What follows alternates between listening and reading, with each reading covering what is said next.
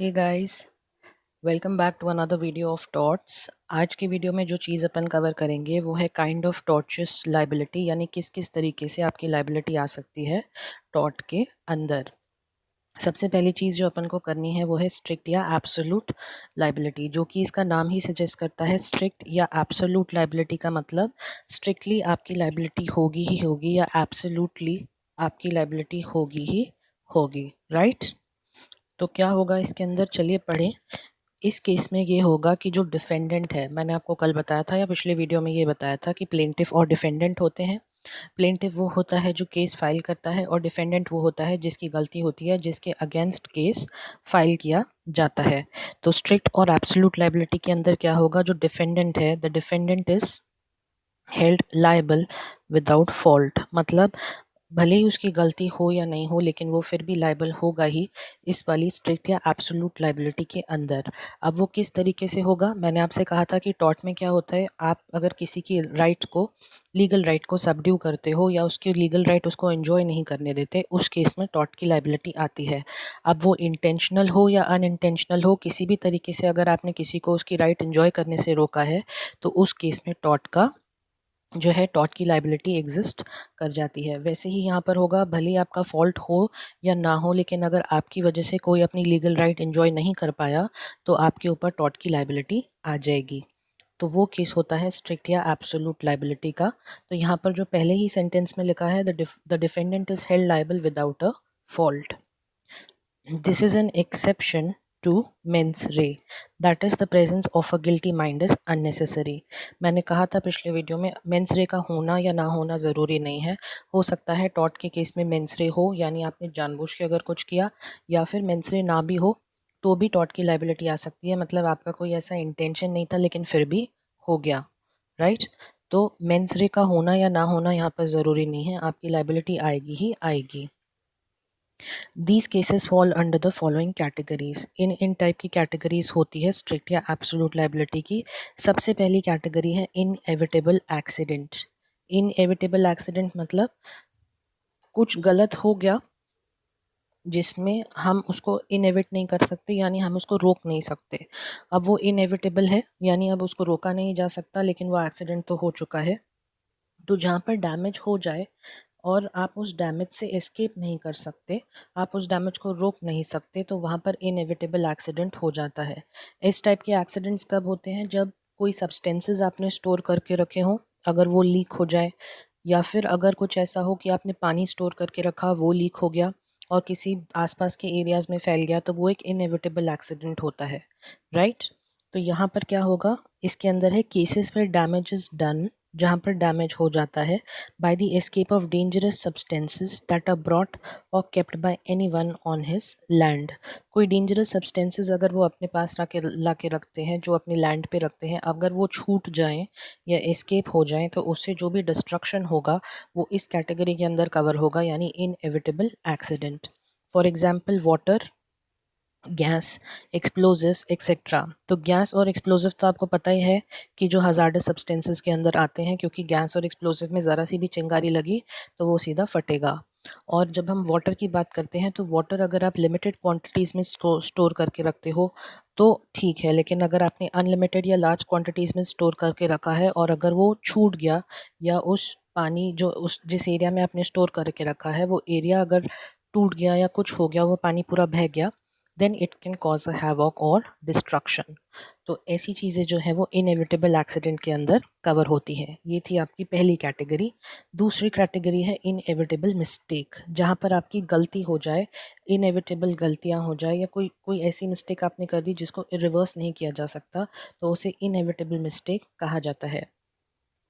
Cases where a person interferes with the property और reputation of another.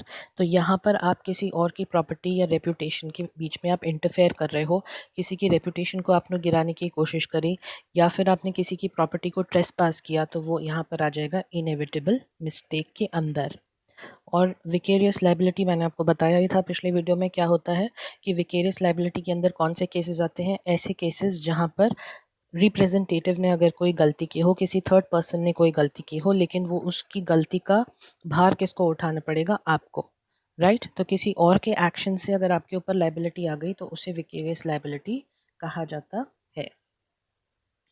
इसके अंदर strict या एब्सोल्यूट लाइबिलिटी के अंदर एक बहुत फेमस केस हुआ जिसका नाम था रेलेंट वर्सेस फ्लेचर, और इस केस के बाद जो है इस कॉन्सेप्ट को इजाद किया गया, यानी स्ट्रिक्ट या एब्सोल्यूट लाइबिलिटी का कॉन्सेप्ट इसी केस के बेस पर आया था।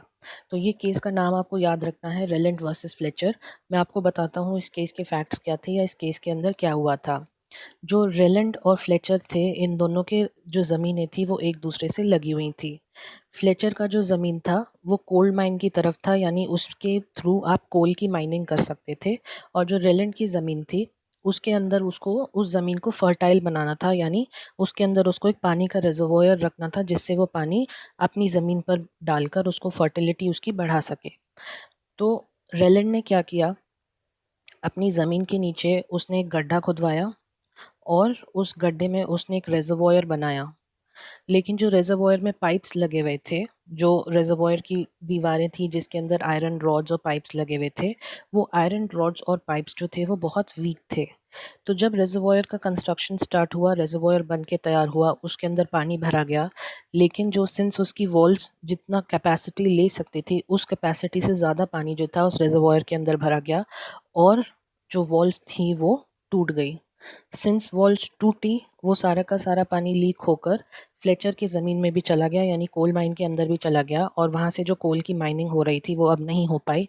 यानी फ्लेचर अपनी ज़मीन जो उसकी पर्सनल प्रॉपर्टी है उसका लाभ नहीं उठा पाया, उसका फ़ायदा नहीं उठा पाया। और वो किस लिए नहीं उठा पाया, क्योंकि जो रेलेंट की ज़मीन का पानी था जो उसने स्टोर करके रखा था वो फ्लेचर की ज़मीन तक पूरा फैल गया और वो अपनी प्रॉपर्टी का फ़ायदा नहीं उठा पाया। तो इस केस में सोचकर देखिए, क्या रेलेंट रिस्पॉन्सिबल होगा फ्लेचर की ज़मीन ख़राब करने के लिए? रेलेंट ने भले ही अपनी इंटेंशनली नहीं किया, लेकिन उसको ध्यान देना चाहिए था कि अगर उसने रेजर्वोयर बनाया है तो रेजर्वोयर में जितना पानी भरा है उसकी कैपेसिटी के अकॉर्डिंग ही हो और कैपेसिटी से ऊपर ना जाए, क्योंकि अगर ये कैपेसिटी से ऊपर जाएगा तो रेजर्वोयर टूटेगा और सारा का सारा पानी आसपास की ज़मीनों में फैल सकता है।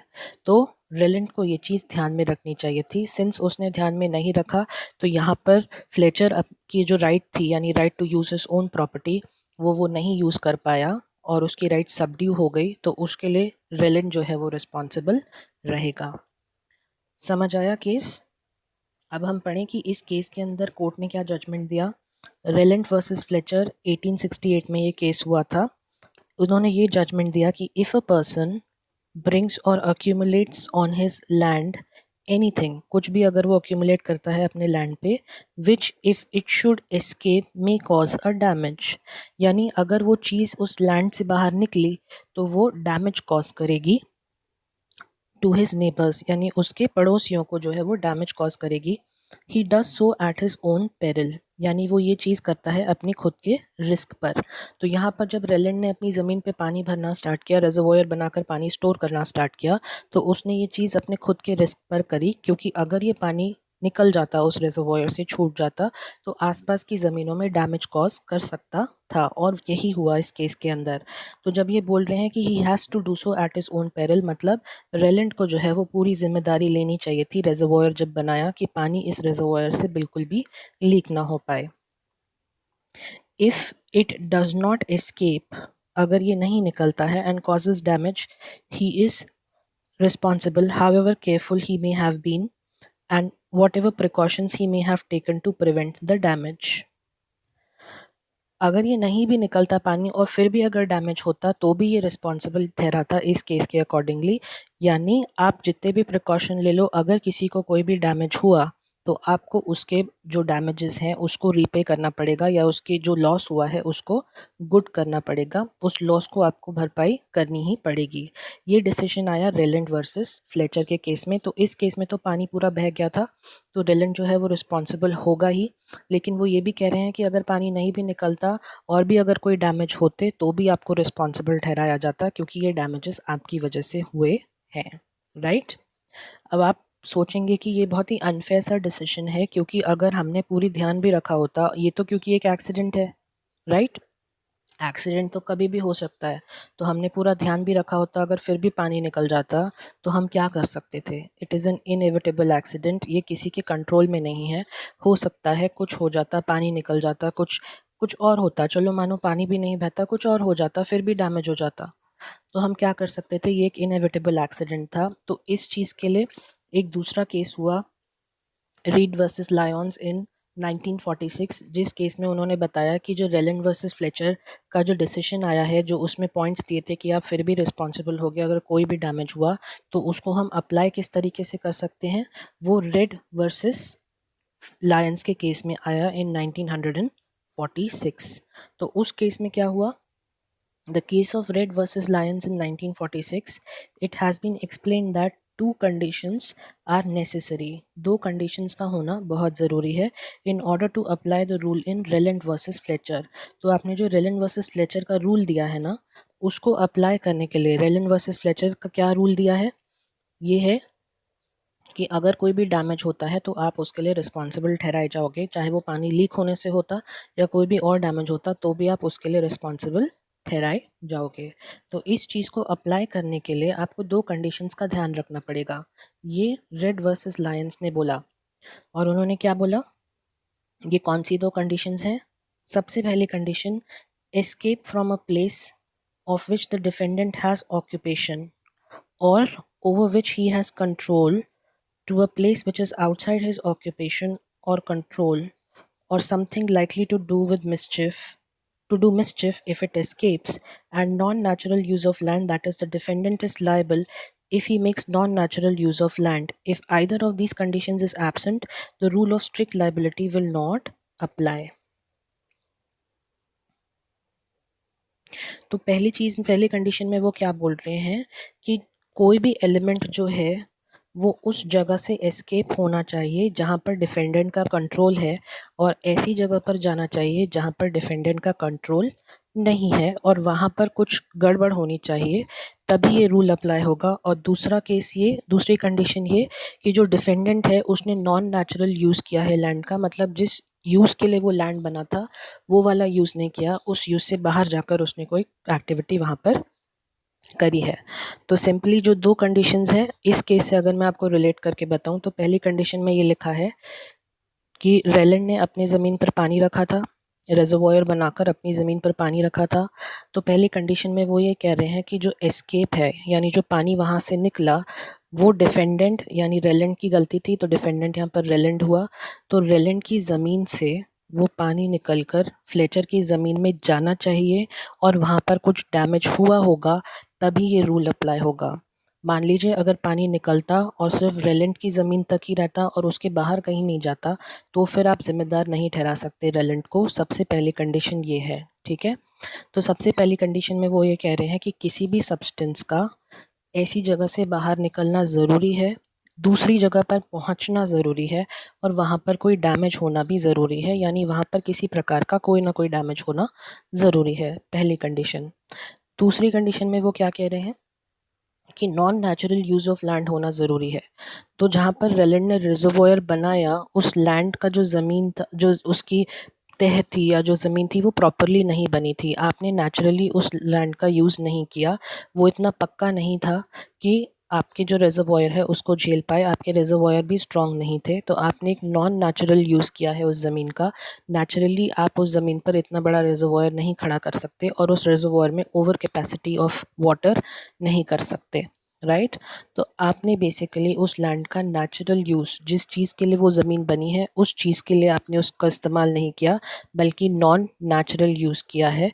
तो इस केस में आप रिस्पॉन्सिबल हो सकते हो। तो दो कंडीशंस का होना बहुत ज़रूरी है in order to apply Rylands versus Fletcher. पहली कंडीशन तो ये कि जो भी सब्सटेंस आपने स्टोर करके रखा है वो बाहर निकला और उसने दूसरे की जगहों पर डैमेज किया, सबसे पहली बात।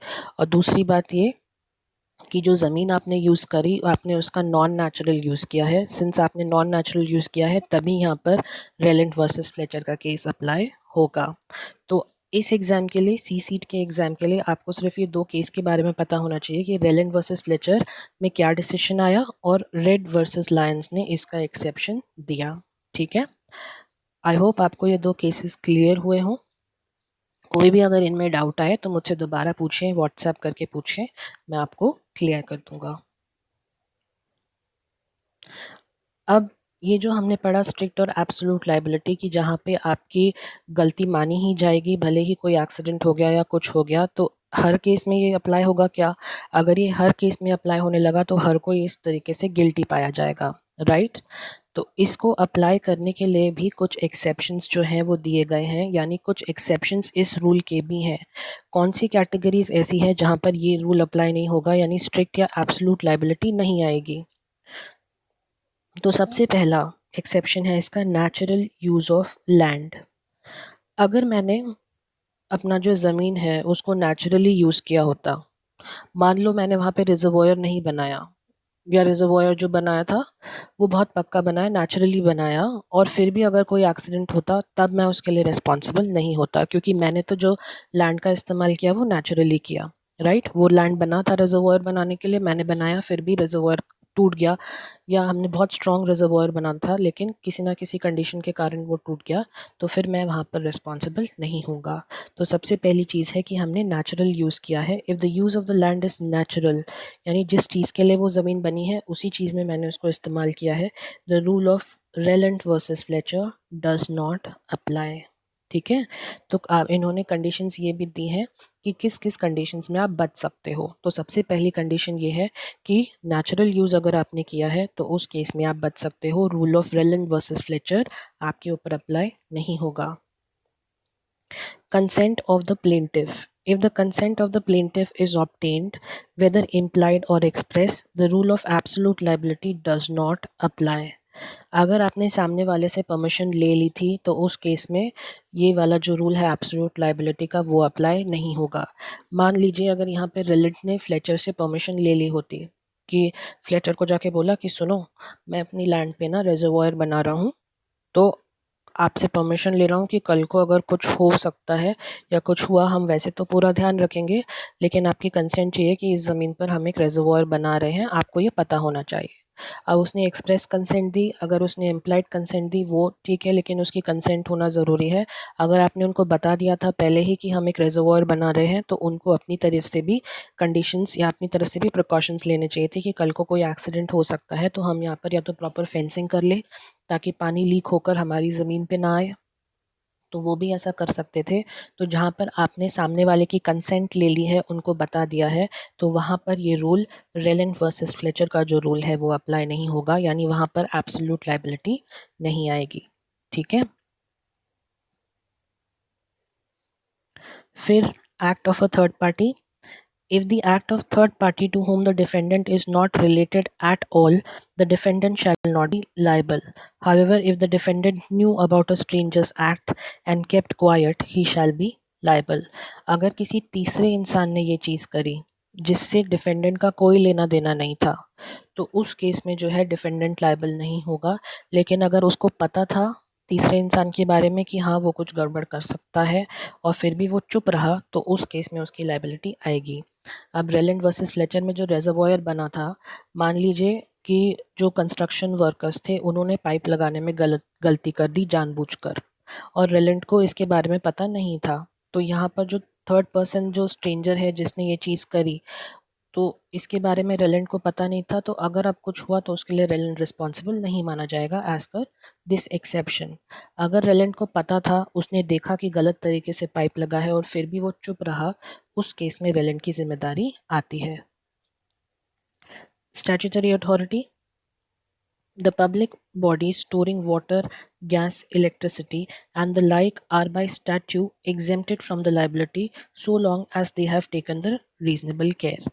तो जब जब यहाँ पर आप स्टोरिंग की बात कर रहे हो, वाटर, गैस, इलेक्ट्रिसिटी एक्सेट्रा, तो जो बहुत सारी पब्लिक यूटिलिटी सर्विसेज होती हैं, नगर निगम है जो पानी स्टोर करके रखता है इतना सारा, और इलेक्ट्रिसिटी बोर्ड है जहाँ पर इलेक्ट्रिसिटी स्टोरेज होती है, और अपना ये पेट्रोलियम वाले जो हैं वहाँ पर चीज़ें होती हैं।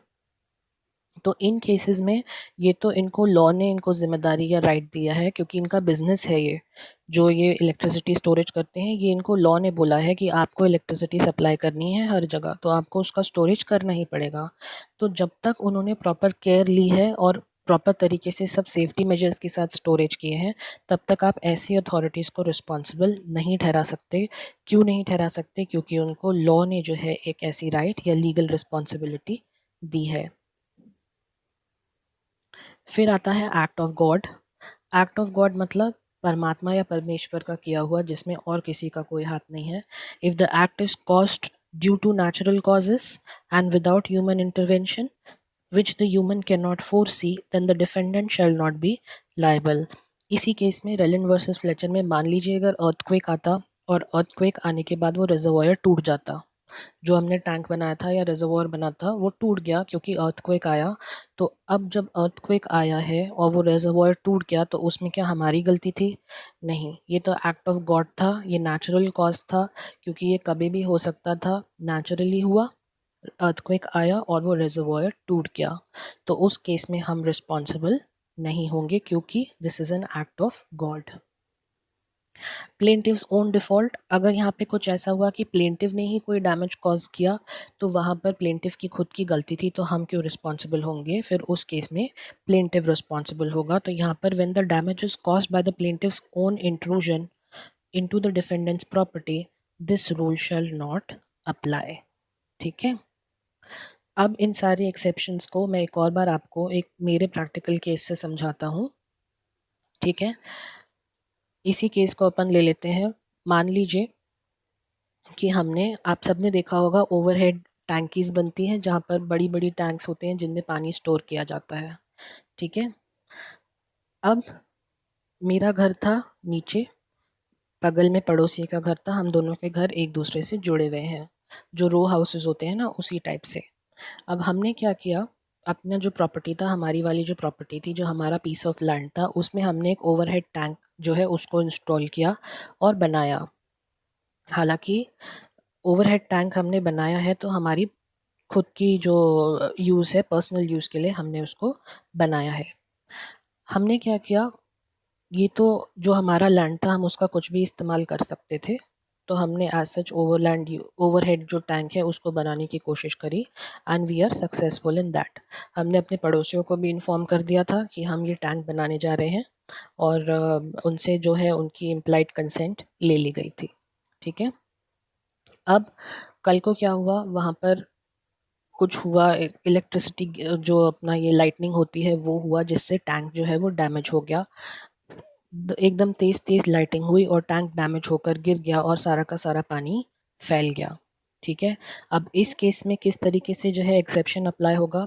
सबसे पहली बात तो ये है कि नेचुरल यूज़ ऑफ लैंड होना चाहिए। तो हाँ, ये नेचुरल यूज़ था क्योंकि हम अपने स्टोरेज के लिए जो है एक ओवरहेड टैंक बनाना चाहते थे और वो हमने किया। तो एक नेचुरल यूज़ था लैंड का, क्योंकि रेसिडेंशियल प्लेसेस पे आप टैंक बना सकते हो for your own personal use. तो एक एक्सेप्शन ये अप्लाई हुआ। दूसरा, कंसेंट ऑफ द प्लेंटिव। क्या हमने जो प्लेंटिव, जो हमारे आसपास के लोग थे जिनको तकलीफ़ हो सकती थी, उनसे कंसेंट ली थी क्या? जी हाँ, हमने उनको बता दिया था। तो एक तरीके से हमने जो है अपना काम किया और उनको प्रॉपर तरीके से इन्फॉर्म कर दिया, उनकी कंसेंट ले ली, भले ही एक्सप्रेसली या इम्प्लाइडली। तो दूसरा एक्सेप्शन भी यहाँ पर अप्लाई हो गया। तीसरा क्या हुआ, जो टैंक गिरा वो कैसे गिरा? लाइटनिंग से गिरा। लाइटनिंग हमारे कंट्रोल में थी क्या? नहीं, वो लाइटनिंग थी एक्ट ऑफ गॉड। तो सिंस एक्ट ऑफ गॉड के थ्रू ये टैंक गिरा है, तो उसमें हमारी कोई लाइबिलिटी नहीं आएगी। ये तो नेचुरल, जो ऊपर नेचर का है, जो भी किया हुआ है, हमने कोई गलती इसके अंदर नहीं की। तो यहाँ पे rule of Rylands versus Fletcher जो है हमारे ऊपर अप्लाई नहीं होगा, क्योंकि 3 एक्सेप्शंस जो है वो इस केस के अंदर कवर हो गए। अब मान लीजिए जो टैंक बना था, हमारा कोई दुश्मन है, ठीक है, या कोई ऐसा, मान लीजिए बच्चे खेल रहे हैं नीचे, उन्होंने उस टैंक पे बार बार पुश किया, जो टैंक का स्टैंड था उसके ऊपर बार बार पुश किया या उसको धक्का दिया या कुछ किया, जिससे वो जो स्टैंड था वो थोड़ा क्रिकेट हो गया और थोड़ी देर बाद वो टैंक टॉपल होके गिर गया। अब इस केस में क्या हमने कुछ किया? नहीं। क्या प्लेंटिव ने कुछ किया? नहीं। ये तो एक्ट ऑफ थर्ड पार्टी रहा और उन बच्चों से हमारा कोई लेना देना नहीं था, वो तो खेल रहे थे, उन्होंने उसको ठोकर मारी और वो जो उसका स्टैंड था वो टेढ़ा हुआ और थोड़े टाइम बाद वो टैंक गिर गया। तो उस केस में भी हमारी रिस्पॉन्सिबिलिटी नहीं होगी। हाँ, अगर उस टाइम मैंने देखा होता कि बच्चे खेल रहे हैं और उन्होंने उसको उसके स्टैंड को टेढ़ा कर दिया है और अब ये टैंक किसी भी वक्त गिर सकता है और मैंने फिर भी उसको रिपेयर करने की कोशिश नहीं करी, उस केस में मैं रिस्पॉन्सिबल होऊंगा। तो थर्ड पार्टीज़ के एक्ट में जहाँ पर आप चुप रहे, एक्ट को देखकर आप रिस्पॉन्सिबल होंगे, लेकिन अगर आपको पता ही नहीं था कि ऐसा कुछ हो रहा है या ऐसा कुछ हो सकता है, तो उस केसेस में आप रिस्पॉन्सिबल नहीं होंगे। फिर अगर जो मेरा पड़ोसी है, मान लीजिए मुझसे बहुत जलता है, उसने देखा कि यार मेरे घर पे ओवरहेड टैंक लग गया है तो मेरे को काफ़ी सुविधा है, उसने परेशान करने के लिए जो है टैंक को डैमेज करने की कोशिश करी और उसने ऐसा किया जिससे ये टैंक गिर गया और फिर उसने मेरे ऊपर ही केस कर दिया कि आपने ये टैंक गलत लगाया। तो क्या मेरी रिस्पॉन्सिबिलिटी होगी? बिल्कुल नहीं, क्योंकि उसने खुद ने ये चीज़ करी है। प्लेंटिफ का खुद का डिफ़ॉल्ट है कि उसने ये चीज़ खुद ने करी और जिससे उसको ये डैमेज हुआ, तो यहाँ पर वो खुद रिस्पॉन्सिबल होगा। ठीक है? समझ आया रेलैंड वर्सेस फ्लेचर के रूल का जो एक्सेप्शन है वो क्या-क्या होगा? सबसे पहला नेचुरल यूज़ ऑफ लैंड, अगर आपने नेचुरली जो है लैंड उसको यूज़ किया है तो आप रिस्पॉन्सिबल नहीं होंगे। अगर आपने कंसेंट ली है आस-पास के लोगों की या जो लोग उससे इफ़ेक्ट हो सकते हैं उनकी, तो आप रिस्पॉन्सिबल नहीं होंगे। एक्ट ऑफ थर्ड पार्टी अगर हुआ जिनको आप नहीं जानते और आपको नहीं पता कि थर्ड पार्टी ने कुछ किया है, तो आप रिस्पॉन्सिबल नहीं होंगे। लेकिन अगर आपको पता था और फिर भी आप चुप रहे, तब आप रिस्पॉन्सिबल माने जाओगे। चौथी बात, स्टैट्यूटरी अथॉरिटीज़ जिनका प्रोफेशन या काम होता है, यही बिज़नेस होता है इलेक्ट्रिसिटी, वाटर और गैस से लेकर, तो उनको तो लॉ ने ही जो है परमिशन दे रखा है कि आप स्टोरेज कर सकते हो, तो वहाँ पर रिस्पॉन्सिबल नहीं होगे अगर आप स्टैट्यूटरी अथॉरिटी हुए तो। ठीक है? फिर आता है एक्ट ऑफ गॉड, अगर कोई ऐसी चीज़ हुई जो आपके कंट्रोल में नहीं थी, आप उसको कंट्रोल नहीं कर सकते because it is a natural act, तो वहाँ पर आप रिस्पॉन्सिबल नहीं होंगे। और अगर आपके जो आस-पास लोग रहते हैं, अगर उन्होंने ही कुछ किया है, उन्होंने ही कोई डिफ़ॉल्ट किया, तो उस केस में ही आप रिस्पॉन्सिबल नहीं होंगे। ठीक है? समझ आया? अब जो हम स्टैट्यूटरी अथॉरिटी की बात करते हैं, तो स्टैट्यूटरी अथॉरिटी या कोई बिज़नेस हो सकता है जिसमें हज़ार्डस केमिकल्स का यूज़ हो और वो स्टोरेज के लिए अपने पास स्टोर करके रखते हों। इसका जो सबसे बेस्ट एग्जांपल है वो है भोपाल गैस ट्रेजेडी का, जो यूनियन कार्बाइड में हुआ था, जिसमें मिथाइल आइसोसाइनेट नाम की जो गैस थी वो लीक हो गई थी फ्रॉम द सिलेंडर्स, जो उनके स्टोरेज सिलेंडर थे उसमें से वो गैस लीक हो गई थी। राइट? तो उस केस में क्या होगा, क्या जो फैक्ट्री वाले हैं जिन्होंने ये गैस स्टोर करके रखी, उनको पता था? सबसे पहली बात तो उनको पता था कि ये जो गैस है ये बहुत हार्मफुल है या हज़ार्डस है। अगर ये ह्यूमन कॉन्टैक्ट में आई तो जो ह्यूमन है उसको बहुत सारी प्रॉब्लम्स हो सकती है, it can even cause death. सबसे पहली बात। दूसरी बात, उन्होंने उसको स्टोर करके रखा तो क्या उन्होंने प्रॉपर मेजर्स लिए स्टोरेज के या नहीं लिए? तो उन्होंने प्रॉपर मेजर्स लिए थे या नहीं लिए थे, ये देखना भी बहुत ज़रूरी है। तीसरी बात, क्या वहाँ पे कोई नेग्लिजेंस हुआ? क्या आपने आनाकानी करी इसके स्टोरेज को सिक्योर करने के लिए, या आपने प्रॉपर्ली उसको गार्ड नहीं किया, या आपने कोई नेग्लिजेंस किया जिसके कारण ये गैस लीक हो गई? तो ये चीज़ें देखना बहुत ज़रूरी है। अगर ऐसा कुछ होता है, अगर आप हज़ार्डस केमिकल स्टोर करते हो, तो आपकी रिस्पॉन्सिबिलिटी बनती है कि कल को कोई भी एक्सीडेंट इससे अराइज़ ना हो। अब भले ही ये एक्सीडेंट हुआ, कैसे हुआ, लेकिन आपको इसका रिस्पॉन्सिबिलिटी लेना पड़ेगा। तो ये हज़ार्डस चीज़ों के लिए एप्लीकेबल है। ये केस हुआ अपना MC Mehta versus Union of India in 1987, जिसमें क्या आया, सुप्रीम कोर्ट ने डिसीजन दिया, we are of the view that an enterprise, कोई ऐसा एंटरप्राइज या business which is engaged in a hazardous और इनहेरेंटली डेंजरस इंडस्ट्री, जो कि हजार्डस या डेंजरस इंडस्ट्री में काम करते हैं, must be held to be under an obligation, यानी इनके ऊपर एक ऑब्लिगेशन होना चाहिए, that its operations must be conducted with the highest standards of safety. इनके ऊपर ऑब्लिगेशन ये होना चाहिए कि जब ये अपने ऑपरेशंस कंडक्ट करें या जब ये प्रोडक्शन या अपने जब इस बिज़नेस को ये चलाएं, तो इनको जो है हाईएस्ट स्टैंडर्ड्स ऑफ सेफ्टी, यानी उच्च स्तर के सुरक्षा स्टैंडर्ड्स को इनको मेंटेन करना ज़रूरी है। तो हाईएस्ट स्टैंडर्ड्स ऑफ सेफ्टी रखना इनका ड्यूटी है। And if any harm results on account of such activity, और अगर इस एक्टिविटी से कोई भी गलत चीज़ हुई या कोई भी नुकसान हुआ, the enterprise must be absolutely liable to compensate for such harm. तो ऐसे हार्म्स के लिए जो एंटरप्राइज है, जो ये बिज़नेस कंडक्ट कर रहा है, वो एब्सोल्युटली लायबल होगा हर किसी को डैमेजेस देने के लिए या हर किसी को कॉम्पनसेशन देने के लिए। ठीक है? and it should be no answer to the enterprise to say that it had taken all reasonable care and that the harm occurred without the negligence on its part.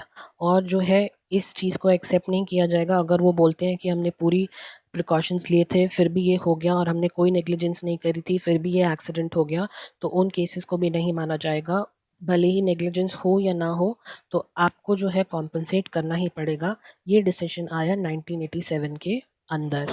Okay, क्या decision आया कि कोई भी industry जो hazards chemicals या hazards areas में काम करती है तो उनको अपने ऑपरेशंस या काम करने के लिए हाईएस्ट स्टैंडर्ड्स ऑफ सेफ्टी का पालन करना बहुत ज़रूरी है। अब पालन करने के बाद जब वो अपना बिज़नेस कर रहे हैं उससे अगर कुछ किसी को नुकसान हुआ, ह्यूमन लाइफ को नुकसान हुआ, हज़ार्डस केमिकल्स लीक हो गए, हज़ार्डस जो सब्सटेंसेस वो यूज़ करते हैं वो लीक हो गए और उससे नुकसान हुआ, तो जो बिज़नेस ओनर है या जो फैक्ट्री चला रहे हैं उनको उस नुकसान को ठीक करना पड़ेगा, कॉम्पनसेशन देना पड़ेगा लोगों को। वो ये बहाना नहीं दे सकते कि हम पूरी तरीके से सतर्क थे या हमने कोई नेग्लिजेंस नहीं किया फिर भी ये चीज़ हो गई, वो नहीं माना जाएगा। चाहे किसी भी केस में कुछ भी हुआ हो, अगर ये चीज़ हज़ार्डस चीज़ बाहर निकली और लोगों को नुकसान पहुंचाया तो आपको कॉम्पनसेशन देना कंपलसरी है। कोई भी बहाना आपकी तरफ से नहीं सुना जाएगा। Thus, while imposing absolute liability for manufacture of hazardous substances, specifically note करो, यहाँ पे लिखा है hazardous substances, the Supreme Court intended that the requirement of non-natural use or in aspect of the escape of dangerous substances commonly regarded as an essential liability under Reliance versus Fletcher need not be proved in India। तो India में उन्होंने क्या बोला, अपने Rylan versus Fletcher का जो first case, अपने first exception पड़ा था जो रूल अप्लाई करने का, वो ये था कि जो उसमें नॉन नेचुरल यूज़ होना चाहिए लैंड का या नॉन नेचुरल यूज़ होना चाहिए सब्सटेंस का। ठीक है, तो यहाँ पर क्या बोल रहे हैं वो कि इंडिया में ये चीज़ अप्लाई नहीं होगी, तो हमको ये प्रूव करने की ज़रूरत नहीं है कि आपने नॉन नेचुरल यूज़ किया है। भले ही आपने नेचुरल यूज़ किया हो लेकिन फिर भी उससे किसी को तकलीफ़ पहुँची या कुछ हुआ, क्योंकि ये एक हज़ार्डस सब्सटेंस है और उससे अगर किसी को कोई तकलीफ़ पहुँची तो आप रिस्पॉन्सिबल रहोगे ही रहोगे। तो ये स्पेसिफ़िकली हज़ार्डस सब्सटेंसेस के लिए है, जहाँ पर ये बोला गया है कि अगर किसी को हज़ार्डस सब्सटेंसेस से कोई भी तकलीफ़ हुई तो आप उसके लिए रिस्पॉन्सिबल होगे जब आप इंडिया के अंदर हो तब। ओके, क्लियर हुआ? तो ये वाला केस इम्पॉर्टेंट है, इसको ध्यान रखिएगा। और जो पीछे दो केसेस मैंने आपको बताया, रेलन वर्सेस फ्लेचर और रेड वर्सेस लायंस का जो रूल मैंने आपको बताया था, यानी ये दोनों, ये भी आप ध्यान रखिएगा। और अगर इनमें अभी भी कोई दिक्कत आपको आती है तो मुझसे व्हाट्सएप करके आप पूछ लीजिए। ओके, अब जो अपन नेक्स्ट टॉपिक करने वाले हैं उसका नाम है विकेरियस लायबिलिटी, यानी जहाँ पर एक्ट जो है वो थर्ड पार्टी करती है और रिस्पॉन्सिबिलिटी किसके ऊपर आती है, आपके ऊपर। यानी आप किसी थर्ड पार्टी के एक्ट के लिए रिस्पॉन्सिबल माने जाते हो, उसे कहा जाता है विकेरियस लायबिलिटी। तो विकेरियस लायबिलिटी में जो टॉपिक्स अपन को करने हैं वो है एम्प्लॉयर एंड एम्प्लॉई, यानी जिसने जॉब दिया वो एम्प्लॉयर, जो जॉब कर रहा है वो एम्प्लॉई। मास्टर सर्वेंट, जहाँ पे मास्टर सर्वेंट में क्या होता है, जहाँ पे नौकर होता है और उसका मास्टर होता है वो। Principal and agent, principal agent relationship आपको पता ही है कैसा होता है। प्रिंसिपल एजेंट का रिलेशनशिप ट्रस्ट बेस होता है या ट्रस्ट वाला होता है, तो फिड्यूशियरी रिलेशनशिप जिसे कहते हैं। और उसमें कहा यह गया होता है कि जो एजेंट ने काम किया माना जाएगा कि प्रिंसिपल ने किया है। और पार्टनर्स इंटर से, जहाँ पर पार्टनरशिप होता है, आप 11th-12th में पार्टनरशिप एक्ट पढ़ते हुए आए हो, उसमें बोला ही गया है कि फर्म की एक्ट के लिए अगर किसी भी एक पार्टनर ने कोई भी एक्ट किया तो सारे के सारे पार्टनर्स जो है लाइबल होंगे। जॉइंट एंड सेवरल लाइबिलिटी होती है पार्टनरशिप के अंदर, राइट। तो विकेरियस लाइबिलिटी के अंदर अपन को ये सारे टॉपिक्स जो है वो कवर करने हैं। विकेरियस लाइबिलिटी का मीनिंग क्या होता है? अ पर्सन में be held liable for a tort committed by another, मतलब किसी और ने कमिट किया और आप उसके लिए लायबल हो सकते हो। तो यही लिखा है, अ पर्सन में be held liable for a tort committed by another. This is vicarious liability in a tort. ये एक विकेरियस लायबिलिटी होती है टॉर्ट के अंदर। इसके एग्जाम्पल्स क्या क्या हैं? Principal and agent. Principal and agent मैंने आपको अभी अभी बोला कि ये माना जाता है कि एजेंट ने जो एक्ट किया, मतलब ये माना जाएगा कि प्रिंसिपल ने किया है। इन दोनों के बीच में फिड्यूशियरी रिलेशनशिप होता है, यानी रिलेशनशिप ऑफ ट्रस्ट, भरोसे का रिलेशनशिप इन दोनों के बीच में होता है, क्योंकि जब आप किसी को एज एन एजेंट अपॉइंट करते हो तो वो हर एक्ट में आपको रिप्रेजेंट कर रहा होता है। ठीक है, मान लीजिए मैंने किसी को अपना एजेंट अपॉइंट किया और मैंने उसको बोला कि जाओ बैंक में जाओ मेरे एजेंट बनकर और ये चीज़ ये कैश डिपॉजिट करके आओ।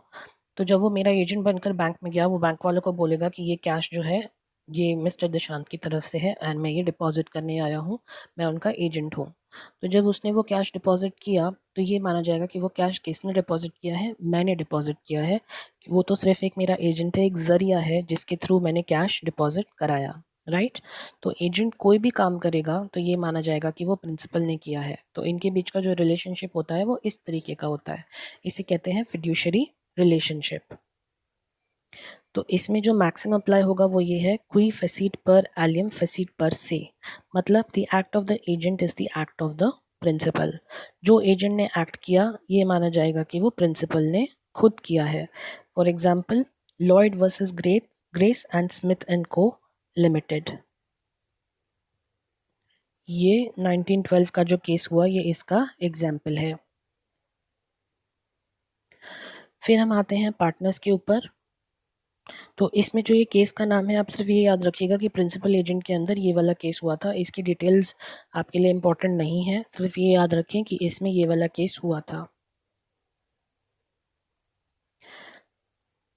फिर हम आते हैं पार्टनर्स के ऊपर। अब पार्टनर्स के ऊपर क्या होगा, आपको पता ही है कि पार्टनर्स का जो नेचर होता है पार्टनरशिप का वो कैसा होता है, जॉइंट एंड सेवरल लायबिलिटी का। तो यहाँ पे क्या होगा, फॉर द टॉट committed by a partner in the ordinary course of business, all other partners are liable to the extent of, sorry, all other partners are liable to the extent of guilty partner। तो partnership का nature कैसा होता है, joint and several liability का। अगर किसी ने कुछ गलत किया तो उसके लिए सारे के सारे पार्टनर्स रिस्पॉन्सिबल होंगे, राइट। पार्टनरशिप में यही होता है ना कि एक की एक्ट जो होती है वो सबके ऊपर लायबिलिटी क्रिएट करती है, क्योंकि जॉइंट एंड सेवरल पार्ट जो लायबिलिटी होती है वो होती है पार्टनरशिप के अंदर।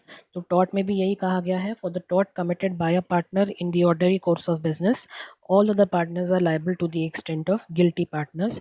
For example, Hamlyn versus Houston and company, 1903 में ये केस हुआ पार्टनरशिप का।